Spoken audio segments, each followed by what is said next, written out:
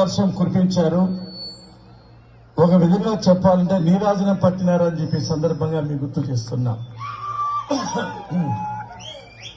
ఇంత అభిమానాన్ని, ఇంత ప్రేమను చూపిస్తున్న మీ రుణాన్ని ఈ జన్మలో తీర్చుకోలేనని చెప్పి సందర్భంగా మీకు గుర్తు చేస్తున్నా. ఈరోజు యనమలపల్లి అదిరిపోయింది, దద్దరిల్లని చెప్పి సందర్భంగా మీకు గుర్తు చేస్తున్నా. మే 13వ తేదీ ఇంటి స్థలాలు లేవో వాళ్ళందరికీ తిరిగి ఇస్తాను. ఆ గుట్ట మీద నేనే ఇచ్చా, శిల్పారాం గుట్ట మీద. ఈసారి 20 ఎకరాలు కొని మీకే ఇస్తాం పట్టాలని చెప్పి సందర్భంగా మీకు గుర్తు చేస్తున్నాం. కాబట్టి ఏ కష్టం వచ్చినా మేమున్నాం. ఎవరైనా అడ్డం వస్తే ముందు మాత్రం ఉండదు, తొక్కుకుంటా పోతామని చెప్పి సందర్భంగా మీకు గుర్తు చేస్తున్నాం. 15 సంవత్సరాలు 30 సంవత్సరాలు ఎండనక వాననక పగలనక రాత్రనక నా కుటుంబాన్ని కూడా పక్కన పెట్టి మీకే సేవ చేశాం. ఎవరు చనిపోయినా, యాక్సిడెంట్ అయినా, ఇల్లు గారిపోయినా, హాస్పిటల్లో ఉన్నా దేవుడు రాడు, ఉన్నట్టే రాదు, బంధువులు రారు. ఎవరొస్తారు? పల్లె రఘునాథుడు వస్తాడని ఆదుకుంటున్నా. నీతిగా ఉన్నా, నిజాయితీగా ఉన్నా, రాత్రిమూడు నియోజకవర్గాన్ని కాపాడిన, కంటికి రెప్పలా కాపాడాం. కాబట్టి ఈసారి కూడా ఎన్నికల్లో మా కుటుంబం గెలుస్తూ ఉండేది మీకోసమే. మీ కష్టాల్లో, నష్టాల్లో, బాధల్లో భాగం పంచుకుంటానని చెప్పి ఈ సందర్భంగా మీకు గుర్తు చేస్తున్నా. ఈ రోజున కోరికనిచ్చారు. ఈ యనమలపల్లి తెలుగుదేశం పార్టీ కంచుకోట. ఈ యనమలపల్లి ప్రత్యేకంగా తీసుకొని మొత్తం సీసీ రోడ్లు మిగిలిపోయినవి, మొత్తం డ్రైనేజీలని కంప్లీట్ చేస్తారని చెప్పి ఈ సందర్భంగా మీకు గుర్తు చేస్తున్నా. ఈ 4 వరుసల రోడ్డు వస్తా ఉంది, దాని నుంచి రోడ్డు అటాచ్ చేసి ఒక పరిశ్రమలు ఏర్పాటు చేసి అందరికి ఉపాధి కల్పిస్తామని చెప్పి సందర్భంగా మీకు గుర్తు చేస్తున్నా. ఎవరికైతే పెన్షన్ బిరికేశారో, ఒంటరి మేలు బిరికేశారు, డప్పు కార్మికులు బిరికేశారు, చేనేత కార్మికులు తీసేశారు, ఇంట్లో రెండు తీసేశారు. ఏ పెన్షన్ అయితే పెరికేశారో ఆ పెన్షన్ తిరిగి ఇస్తామని చెప్పి ఈ సందర్భంగా మీకు గుర్తు చేస్తున్నా.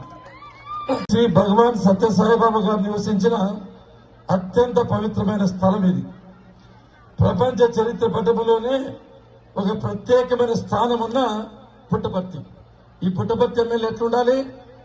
నీతిగా ఉండాలి, నిజాయితీగా ఉండాలి, మార్గదర్శకంగా ఉండాలి, ప్రజలను తన కన్న బిడ్డల వల్ల చూసుకునే వ్యక్తి కావాలి. ఈ MLA one time MLA, visiting MLA, Sunday MLA. ఎప్పుడు ఉంటాడో ఎప్పుడు పోతాడో. ఇదే ఊరికి నేను 500 సార్లు వచ్చినా, ఈయన ఎన్నిసార్లు వచ్చింటాడో మీరు ఒక్కసారి చూడండి. అంతేకాదు, ఈ పుట్టపర్తిలో ఒక మాఫియా సంస్కృతి, ఒక విష సంస్కృతి, ఒక చెడు సాంప్రదాయాలు ప్రవేశపెట్టాడు పవిత్రమైన పుట్టపర్తిలో. మీకు అందరికీ తెలుసు, బిల్డర్ల దగ్గర జలగలు ఏ విధంగా రక్తాన్ని పీల్చి పిప్పి చేస్తాయో ఆ విధంగా బిల్డర్ల యొక్క రక్తాన్ని పీల్చి పిప్పి చేసి వాళ్ళు బెదిరించి అందరూ బెంగళూరుకు భయపడి పారిపోయినారని చెప్పి సందర్భంగా మీకు గుర్తు చేస్తున్నా. ఒక స్టేట్కి అయితే 10 లక్షలు ఇస్తారు, జగనన్న విద్యా దీవెనని, అదని, నవరత్నాలని. కానీ మనకి యాక్చువల్ గా 9 రాళ్లు మిగిల్చారు ఆయన. మద్యం అసలు నిషేధమే చేయలేదు.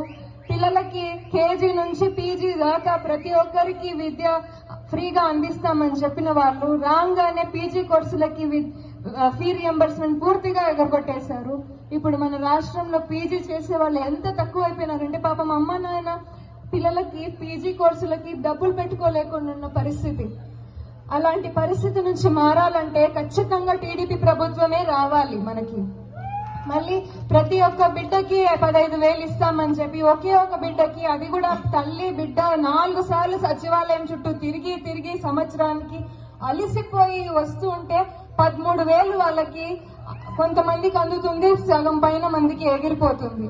ఇలాంటి పరిస్థితుల్లో బతుకుతున్నాం.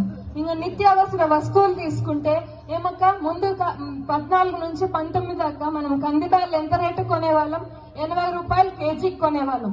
ఇప్పుడు 160 కూడా మనకు అందడం లేదు. నూనె ప్యాకెట్లకి 200 విద్యార్థులకి ప్రతి ఒక్కరికి చాలా అవసరమైన పథకాలు. 20 లక్షల ఉద్యోగ అవకాశాలు కల్పిస్తామని చెప్పారు. ఖచ్చితంగా చేస్తారు. దానికి మెయిన్ ఎగ్జాంపులే మనకు పెనుగొండలో వచ్చిన కియా. చంద్రబాబు నాయుడు గారు ప్రభుత్వం వస్తే తప్ప మనకి మన రాష్ట్రానికి ఇలాంటి పరిశ్రమలు ఖచ్చితంగా రావు. జగనన్న గారు ఉన్న పరిశ్రమలను కూడా వెళ్ళగొట్టేశారు. జాకీ వచ్చింది, అది వెళ్ళిపోయింది. ఇలాంటి ఎన్నో కంపెనీలని తరిమి బయటికి కొట్టేశారు తప్ప ఒక్క అభివృద్ధి పని కూడా జరగలేదు. సంక్షేమం ఇంకా అభివృద్ధి 2 ఉంటే తప్ప మన రాష్ట్రం ముందుకెళ్లే ప్రసక్తే లేదు. ఇలాంటివి జరగాలి మన రాష్ట్రంలో అంటే ఖచ్చితంగా ఒక గొప్ప విజన్ ఉండే లీడర్, మనతో పాటు పని చేసి అడుగేసి మనతో పాటు పని చేసే లీడర్స్ అక్కడ పైన కూర్చుంటే తప్ప చంద్రబాబు నాయుడు గారు, లోకేష్ గారు, పవన్ కళ్యాణ్ గారు, మోదీ గారు సహాయంతో తప్ప మనం ఇది ముందుకి అడుగేసే ప్రసక్తే లేదు. మీరంతా ఆలోచించుకొని ఖచ్చితంగా మే 13న మీ కళ్ళకి ఈ రాబోయే 35 రోజులు సైకిలే కనపడాలి, సైకిలే వినపడాలి. ఆ రోజు ఈవీఎం మెషిన్ లో 2 గుర్తులు సైకిల్ కే బటన్ నొక్కాలి.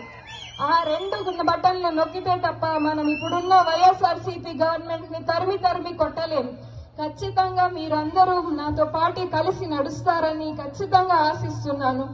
మీరంతా చూసుకున్నారు, కోవిడ్ టైంలో ఇక్కడ ఎంతో మంది ఇబ్బందులు పడిండేది నేను కళ్ళారా చూశాను, ఫోన్లలో విన్నాను, మామయ్యకి ఫోన్లు చేస్తుంటే నేను విన్నాను.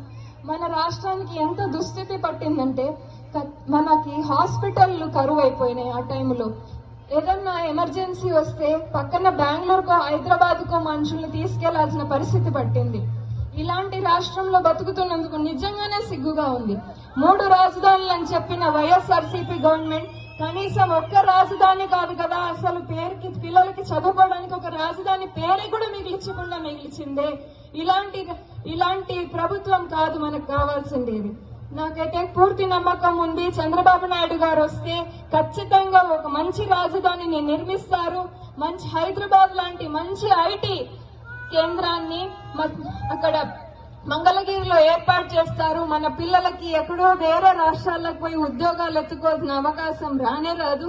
మన రాష్ట్రంలోనే మన పేరు చెప్పుకొని మన బంధువుల దగ్గర మన ఇంట్లో కూర్చొని వాళ్ళు బాగా ఉద్యోగం చేసుకుంటూ బయటికి మంచిగా బాగు చేసుకుంటారు.